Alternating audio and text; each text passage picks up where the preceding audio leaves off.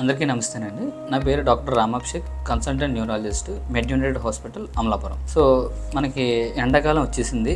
మీ ఇంట్లో కానీ, మీ చుట్టాల్లో కానీ, మీ ఫ్రెండ్స్లో కానీ ఎవరికైనా మైగ్రేన్ హెడేక్ ఉంటుండొచ్చు. సో చాలామందికి డౌట్ ఉంటుంది. సో మైగ్రేన్ హెడేక్ లేదా హెడేక్ అనేది మనం ఎండలోకి వెళ్తే లేదంటే సన్లైట్లోకి వెళ్తే ఎక్కువ అవుతుందా లేదా, సో అది మనకి ట్రిగ్గర్ అవుతుందా లేదా అని చాలామంది కన్ఫ్యూజన్ ఉంటుంది. సో డెఫినెట్గా మనం ఎండలోకి వెళ్ళినా సన్లైట్లోకి వెళ్ళినా మనకి మైగ్రేన్ హెడేక్ అనేది డెఫినెట్గా ట్రిగ్గర్ అయ్యే ఛాన్సెస్ ఎక్కువ ఉంటాయండి. ఎందుకంటే మనకి సన్లైట్లో ఉండే యూవీ రేస్ కానీ బ్రైట్ లైట్ కానీ సో అది బ్రెయిన్లోకి వెళ్ళి ఆప్టిక్ నర్వ్స్ని ఓవర్ స్టిమ్యులేట్ చేస్తుంది. సో దాని ద్వారా బ్రెయిన్లో మనకి మైగ్రేన్ ట్రిగ్గర్ పాయింట్స్ అనేది ఎక్కువ అవడం ద్వారా మనకి హెడేక్ అనేది ఎక్కువ అవుతుంది. సో అలాగే మనకి ఎండలో ఎక్కువగా డీహైడ్రేషన్ అవడం వల్ల సో ఎక్కువ హీట్ వల్ల మనకి హెడేక్ కూడా ఎక్కువ అయ్యే ఛాన్సెస్ మనకు ఉంటాయి అన్నమాట. సో మీరు ఎండాకాలంలో డెఫినెట్గా తగిలిన జాగ్రత్తలు తీసుకోండి.